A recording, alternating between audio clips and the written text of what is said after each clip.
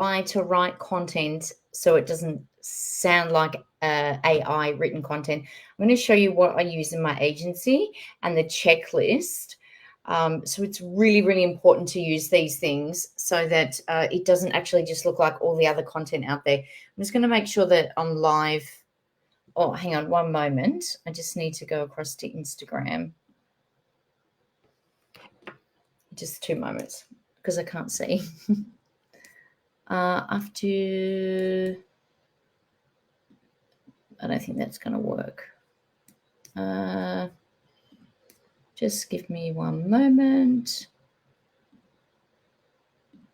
I hope everyone is well. No, that's not working there. Just give me a sec. I'm sorry about this. When you try and use new streaming software and you don't know what you're doing. Anyway, I have to get the hang of this, but I haven't. So this is what I actually use in my agency, this checklist. I'll just go live there. Oops. There we go. This is the checklist that I'll use in my agency. Fabulous. Okay, and it's something that really, really helps because there is so much content out there that is AI generated. It looks terrible. I'm going to show you how you can tell. Now, I am using, what am I using? Restream. And there is a, I haven't actually sat down to work out how you can tell where the comments are coming from. It's just chat. That would probably be. There we go. I can tell now. Wonderful. It's just, yeah, I haven't had a chance to sit down and do that. So I'm going to share my screen and I'm going to show you the checklist. This is just a really, really great way to make sure that it doesn't look messy. It doesn't look obvious. Hey guys on Instagram there, Kishwa and Nikhil, how are you? I can't share my screen there. I was trying to do it through Restream, so I'll just read out my tips here for helping your content to not look like it is AI generated. Hey, Safe to Swim, how are you? Nice to have you on. Okay. So this is a checklist that I use in my marketing agency, which is called Lolly Said Yes. And these are things, so on Instagram, because you can't see my screen, if you want a copy of this checklist, just message me or drop a comment and I'll get that to you. These are some really important things to, when you generate your copy using AI, yes, it saves us time, but don't get into the habit of just using the AI to generate the copy and paste. I see this all the time. I see agencies do it. It looks absolutely terrible. It does nothing to favor your algorithm. It does nothing to favor your ranking, your social proof, etc. These are my best tips to make sure that you're humanizing it. So every time we generate copy, either myself or my team in my agency for our clients or even for my own work as well, yes, 100% Kishwa, it needs the human touch afterwards. And this makes a difference between great copy and just the same stuff that is out there on millions of different accounts that you see every day. So the first thing is do not use in your social media copy a headline as a title. AI does this. I don't know why, but it does. If you prime the AI, so the more that you use a chat in AI, the better it's going to get. AI does not have a memory as such, but it is prompted by behavior. So if you tell it or you're priming it to not give you a headline for your social media copy, the less it's going to give that out. So do not use headlines as titles. It looks terrible. No one writes like that for social media, so don't use a headline as a title. It's not a blog article, it's a social media post. So don't use headlines as titles. It looks terrible. Don't do it. It's an absolute given that you have used AI to write your copy. The next one is, and AI loves this, I've got avatars for all of our clients. And even though I prompt it and I've programmed the AI not to do it, it still does this. So AI is not perfect. Do not use capital letters for the start of each word. And Instagram, you can't see this, but I have put an example on this document. I can send this document to you afterwards on Instagram. Do not use capital letters for the start of each word. Now, if you're a copywriter, yes, this is okay for a blog or a website, but in social media, my gosh, I don't know why people do this. Thanks for joining there on Instagram. So we're talking about how to humanize your AI written content. Do not use capital letters for the start of each word. This is a dead giveaway that you have used AI to write your copy. Don't do it. It looks terrible. There is no reason for you to do it. If you are just copying and pasting from AI, whether that's ChatGPT or Claude or whatever else you're using, it is a dead giveaway. So do not use capital letters for the start of each word. Do not use a headline as a title. Use AI to give you the prompt, give you the blueprint, and then go and humanize it. You are going to get a better reach with your social media. You're going to get better rankings. Quillbot, yes. So Kishwa on Instagram is saying Quillbot is a great one too. I think you've said this before, Kishwa, too, that more humanizes the, I think it was you that was saying that. It'll more humanize the copy as well. Hey, Bipinda, how are you? Nice to have you on. Avoid these emojis. So the two emojis that I think, as soon as I see them, I know that someone has just copied and pasted straight from ChatGPT or Claude or whatever, are the rocket emoji and a particular star emoji. And the particular star emoji is the one, if you're watching on LinkedIn, Facebook, etc., you'll be able to see it because I'm sharing my screen. On Instagram, you can't see it. It's the star emoji that has the little base on it. It always uses this one. If I see a rocket emoji at the start of copy, I know that you've just copied and pasted this from AI. Yes, Kishwa, thank you so much. Kishwa has put that on Instagram. Thank you, Kishwa. Yes, that one. It is so overused. And now you'll go through copy and you'll see this. You will see this all the time. And if you are leaving comments on Facebook, LinkedIn, etc., I'm sharing my screen at the moment, so I can't see your comments. I will come back to you as well. Let me just get that one off there. That was just annoying me. The emojis that popped up, it probably was a voice prompt there. They're so overused. Don't use them. You can even prompt the AI to use the emojis that you want it to use. This is just a personal nuance for me. I don't use the semicolon. It's because, yes, it's grammatically correct, but we don't write like that. Like, who writes like that in social media copy? I know it is correct, but like, really, who is writing like that in social media copy? No one. You know, like, it's not the old England 1800s. Like, no one's writing like that. So I don't personally use it. Yes, I know it is grammatically correct, but I take it out when I see. The other thing I notice that AI does is it uses this long hyphen bunched up with words. Hey, Timothy, how are you? We're talking about how to humanize your AI content. Always generate your AI content and then humanize it. And these are tips that we use in my marketing agency. AI tends to use this hyphen, a long hyphen, and bunches it up in the words. I always remove that. You can put a hyphen if you like. I just don't bunch it up. Anything that you see repetitively that AI is doing, get rid of it, because it is so obvious to the untrained, even to the untrained person, I should say. Even someone who's not in this industry will know. And when people start to see that, they don't trust you. And when people don't trust you, they don't have trust in your product. It's okay to use AI. It is a tool like anything else that we use in our business. There is nothing wrong in using AI in your business. to help you be more efficient, to help you save time, for costs, etc. Just like a calculator, it helps us save time in our business.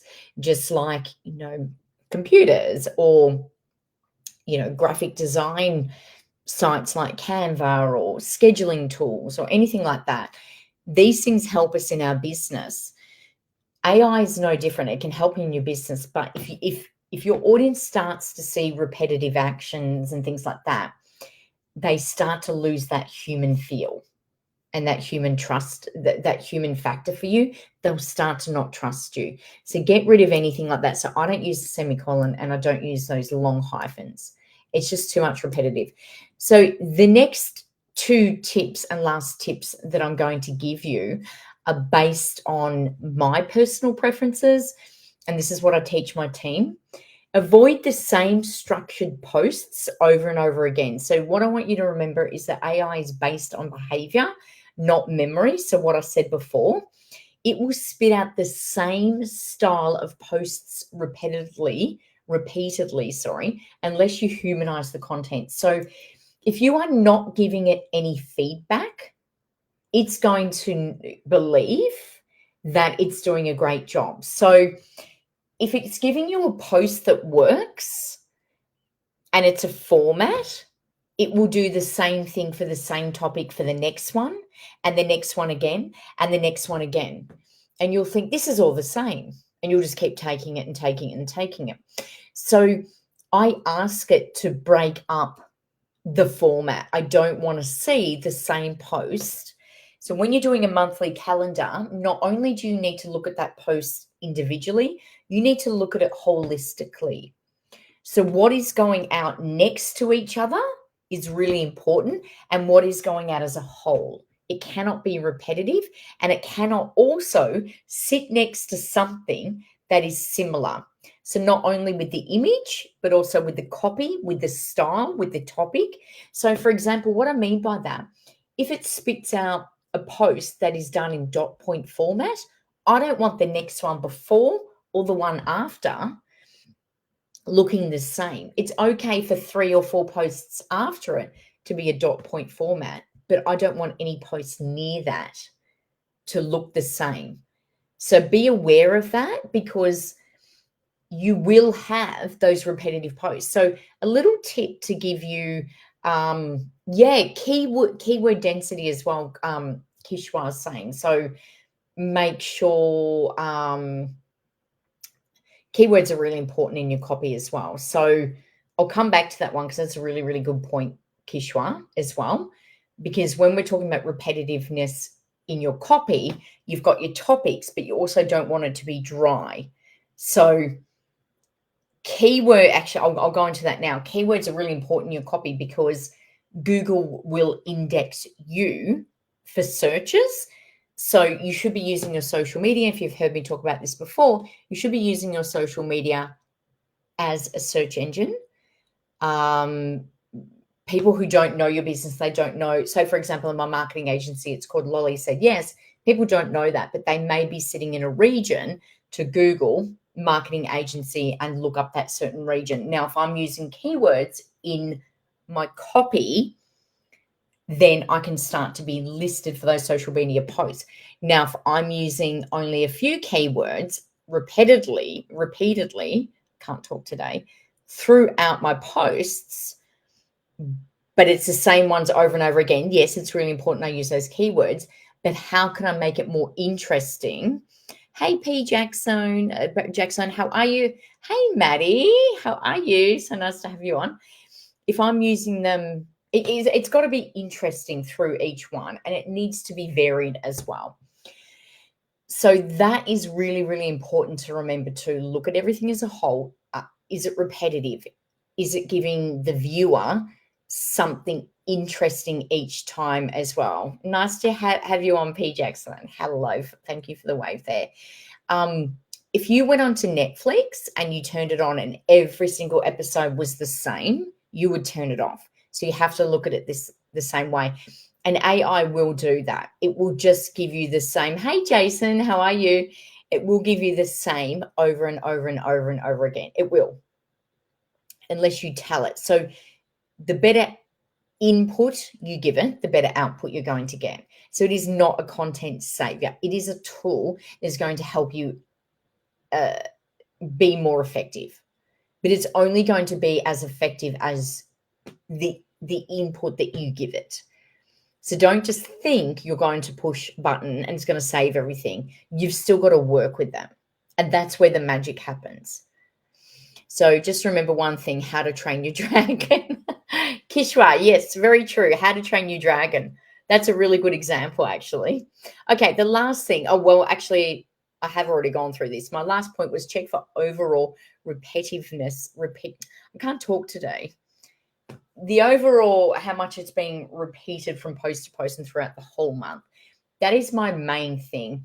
There's one thing I see with copy when, and with my team as well, is when we're looking at the calendar is, one, how much is it being repeated throughout the month?